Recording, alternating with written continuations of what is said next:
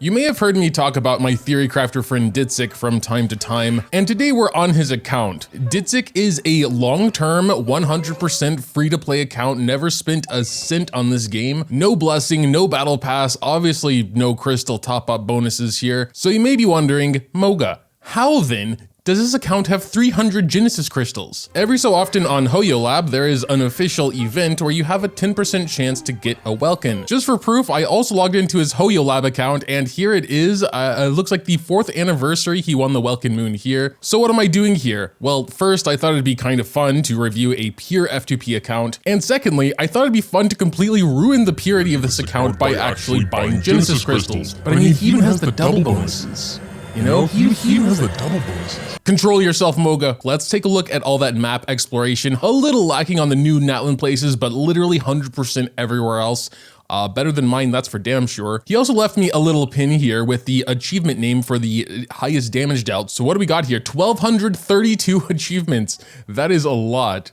Most things do have 100%. So the highest damage he's ever done is 711k, which is really impressive for being completely free to play. I know it took my whale ass like 3 years into the game to hit, you know, anywhere close to 1 million. And then, you know, we got like 𝙬𝙬𝙬𝙬 and all these insane units that are hitting multiple millions very easily. He hit that with Imaginarium Theater Navia upon asking. That green local legend boss, he has not farmed for big numbers, which I think makes it more impressive. But yeah, let's take a look at the character roster. Oh no, he's one of the level 89ers. Not for Hu-tao, unless that's probably, I guess, a free-to-play thing to do, because it is a lot of resources to go from 89 to 90 and you get like, you know, not much in return. Or it might just be that the tiny XP you get from enemies, you know, is doing something for your characters, which maybe feels good, I don't know. But yeah, 547k XP you need. I'm mostly just interested to see who we have and who we're missing. Oh, we're missing a lot. I mean, yeah, free-to-play life, I guess. We're missing Ito, Shogun. That's actually kind of surprising-ish. Sino, Wanderer. He does plan to get Furina. I believe she will have a banner soon. If I recall correctly, he was like on a Genshin hiatus when she first dropped, so that's probably that. I think he's low-key a 𝙬𝙧𝙬𝙬 hater just because of how simple he is to play. No Arlecchino. Navia and Chiori are some of his favorites. I'm not really surprised about anyone else until we get to like 𝙬𝙬𝙬, because obviously she's really good. But as a free-to-play, yeah, you have to be very considerate about what you're spending your resources on. But yeah, between Furina and 𝙬𝙬𝙬, if I didn't have either, I think Furina's the right call. I mean, she's a support, 𝙬𝙬𝙬's a DPS, like one of the strongest, if not the strongest, but still. Furina is one of the strongest, if not the strongest supports, and she is incredibly versatile. You can use her in so many teams. Hu-tao though, he mains Hu-tao, I think, harder than I've ever seen anyone main any character. I think I've gotten actual books worth of words from him regarding Hu-tao, so yes, he takes his Hu-tao very seriously. So I do want to check her out first. Constellation, we're rocking at C1, which I think is her best constellation. Charge attacks no longer consume stamina. Obviously triple crowned here. Rocking 4-piece Crimson Witch. Let's take a look at the substats there. 32 crit damage, 23 EM, solid. 7 crit, 20 crit damage, 44 EM. The 10 attack is less useful, but still doesn't do nothing. EM Sands, I think there's some kind of debate between like EM and HP for Hu-tao, which insane substats. 7 crit, 23 crit damage, 11 HP, basically perfect. Pyro Goblet also looking really good. 27 crit value, 11 HP. Finally, crit rate circlet with 15 HP and 22 crit damage. Like, yeah, that is a super solid build. R5 Dragon's Bane. He also did tell me he has pretty insane off pieces for Yelan here. Yeah, this one does look straight up perfect. Tons of energy recharge, massive crit rate, HP, crit damage. It has everything. Very nice rolls as well. Must have started with 4 subs. This one also insane. 16 HP and 30 plus crit value. Almost 40 crit value on the Sands. And then even flat HP, which is like the next best stat besides the energy recharge there. Yeah, these artifacts are insane. I'm pretty sure this is better than any artifact I have on my account. Hydro Goblet again, basically perfect. Just that flat attack there ruining things, but damn, very nice. All right, I mean, the crit rate circlet is less impressive compared to everything we just saw, but it does have a massive amount of energy recharge on it. So, you know, that's really important for Yelan. Yelan is C0 with 9, 10, 10 talents. For the characters we're looking at, I'll check the constellations, but unless they are not C0, I'm probably just not going to say anything. Oh, look at that. We got Navia's signature set. Yeah, the attack stance does look really good. It is the off piece, so kind of to be expected. Everything else is like still good, but nothing like insane. A segment I want to add here are things 𝙜𝙧𝙬𝙬 regrets spending resources in, Primo Gems, Mora, whatever, because from a free-to-play perspective, it's not just Primo Gems that are valuable, because with no battle pass, you get a lot less rewards, a lot less resources, and so you have to spend them that much more carefully. And I think from this perspective, it's very interesting to know what like a, very experienced seasoned player feels as valuable. Starting with Kazuha. This is probably a hot take, but he actually regrets getting him to C2, even though this is like widely considered to be a goated constellation. He says he doesn't regret Kazuha himself, just the constellations, which honestly I'd say is fair. C2 is a big commitment for a pure free-to-play player. We know how stingy Genshin is with Primo Gems. That is two other characters they could have had. That is Furina and Maoika right there in those two constellations. And relatively, you don't get that much. It's a 200 EM bonus for the team, which is a lot, but it's not worth two characters. He mentioned Shinha as well, which I think is kind of self-explanatory.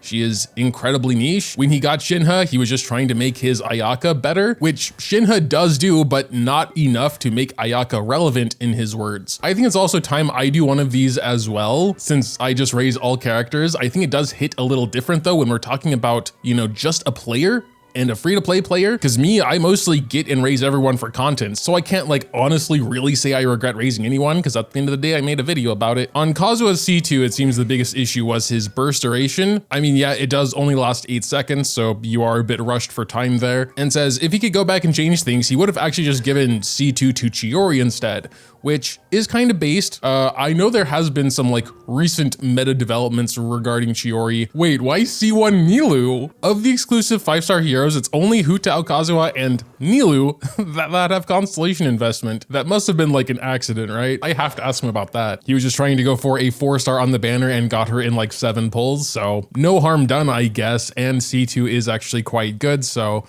if a happy little accident happens again, that actually kind of cracked then. Other 4-stars he specifically went for on a banner is Yao Yao, because in his words, her C6 has most of her potential behind it, and his next goal right now is C2 Chongyun to try what he calls Machine Gun Navia. 15% cooldown reduction for skills and burst, and yeah, her skill does have a very short cooldown, so I can see where the name comes from. Apparently on the recent Neuvillette Zhongli banner, he was polling, specifically trying to get the 4-stars because he did not want Zhongli or Neuvillette, which is kind of crazy, but to each their own. And yeah, he's at like 50 pity now. Okay, well, we do have a couple of pulls here, a couple of intertwined fates, 207.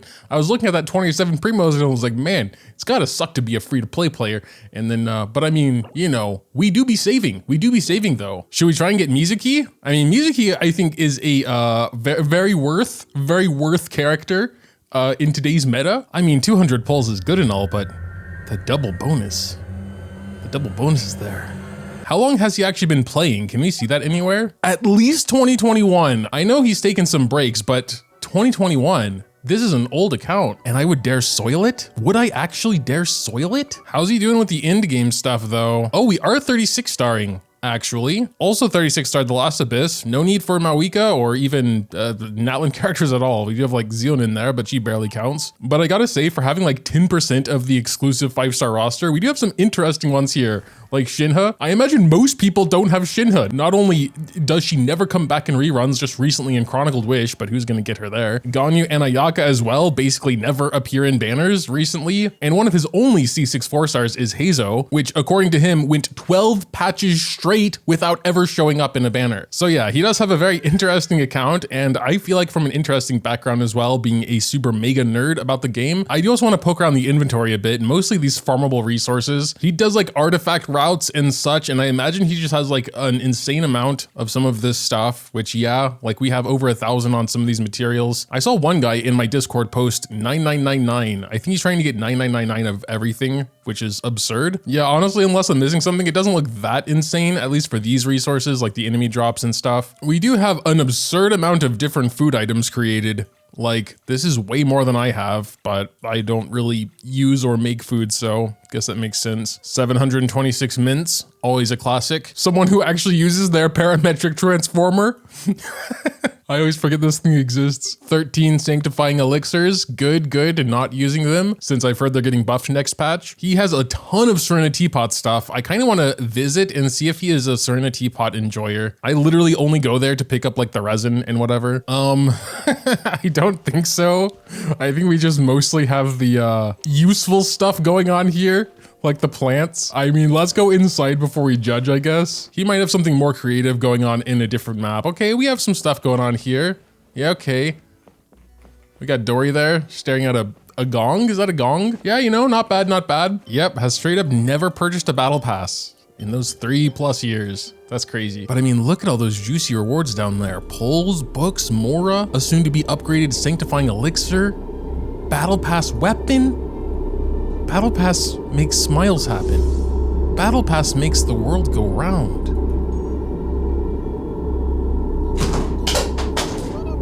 There are a couple of other things I want to check out, like the quest log here. No, wait, it's completely empty.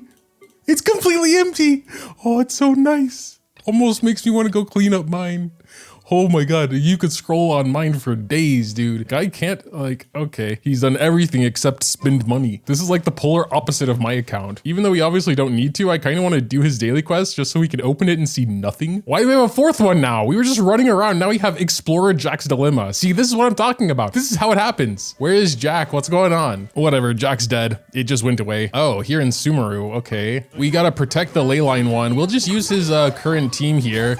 I don't know how to use Kirara at all, so I'm just gonna like press burst and stuff. We got some stuff. We also have Barbara, which is interesting. I mean, Nilou is one of his most invested into characters, so must be good. Oh yeah, I guess what other kind of teams are we cooking up here? Mining? Okay, we got the mining team, exploration team, companionship, maybe just like to farm friendship levels, Mob's Del Squad for killing enemies perhaps, Rainy Funerals. He does have some creative team names here. Icy Bullets, 𝙘𝙧𝙬𝙀 Arrows, Overload Arc, Overvape Devils, Burning Arrows, 1000 Cuts, Dragonfell, F Mondstadt Book. I don't know what that means. And finally, whatever. He did specifically want me to check out the Overload Arc team here, but I wanted to do it in Sea of Bygone Eras. Apparently there is a like AoE Vishap challenge here. I've been meaning to unlock this on my own account to actually see some AoE stuff, but I still haven't gotten around to it, so oh no, I just investigated this. I think I just ruined his artifact route. I'm going in completely blind to what I'm supposed to do with this team, so sorry in advance for everyone, but also 𝙜𝙧𝙬𝙬, because like I'm probably not going to show this team in its best light. I don't think I've ever used Kirara and like Beidou neither, but apparently it's supposed to be pretty good in AoE, and like everything is supposed to be like on fire and burning. So we're gonna just like try everyone's burst here and just do some stuff. Kazuha apparently should have burst. Everyone kind of had 0 energy to start, so maybe I should have prepared a little bit. We can go ahead and do his burst now, I suppose. Probably too late. And yeah, this is just in general a pretty cool place to test out AoE characters, I guess. Even though it's probably not super fair because this is the most AoE in the game pretty much. 6 enemies at a time. Although it is a little bit annoying because they're eating my energy. That's the thing I guess I'm not gonna appreciate about this place. We got up to 15 opponents to, I don't know if that's, when I told him of my impressive achievement, he said I can talk to the statue to see the record. Here we defeated 54 cruel Vishaps. Okay, 15's not that good, I guess. He told me his Yelan is cracked, so I'm gonna see if there's a team with Yelan. Yeah, here we go. And yeah, we did look at her artifacts, not her stats, I guess, but yeah, I mean, very nice crit ratio there. So we'll try and solo the other dailies with her. Okay, this is just a touch the light one, so no fighting. And a mushroom knocking challenge, where we have to hit mushrooms. But whatever, we did it. And now when we hit J, no active quest. I will never see this screen. Not in my entire life. I will never see this screen on my own account. It's so beautiful. We do have Yelan's signature, one of his only like exclusive weapons, I believe, as well. But we're just going to see what she can kind of do solo. I mean, 33k, no reaction E there. So some level 100 mobs here are actually getting shredded pretty fast. I mean, we can, you know, click a headshot there. Boom, boom. 16k, that one's much better. Yeah, she is really impressive. 37k HP, basically perfect crit ratio. It's a very nice Yelan. Don't think I'm confident enough to do like a whole ass Hu-tao rotation because Hu-tao mains can get pretty serious. Like there's animation cancels and appropriate amount of attacks to do before you do this or that. So yeah, he's also been cooking up like a really efficient artifact route. He has like all these markers with notes on them. Bat skill artifact spot against the cliff, plus one more up in the caravan ruin. Touch the follower for a non-limit count artifact spot. We are talking a lot about artifact routes and whatnot, but that still sounds like a different language to me. All right, fine. I'll do my best against like one Dorito boss here, just trying stuff. Let's just go to Hu-tao and start spamming some charge attacks. I mean, yeah, Hu-tao is also really strong. Let's end it with a burst just for fun. Didn't critical, but I mean, Dorito boss went very well. But yeah, I mean, even with his limited characters and not super meta, you know, main DPS picks, he's still doing perfectly fine, 36-star Abyss. And it just goes to show you don't need like the most meta busted supports to, you know, clear even the in-game content. You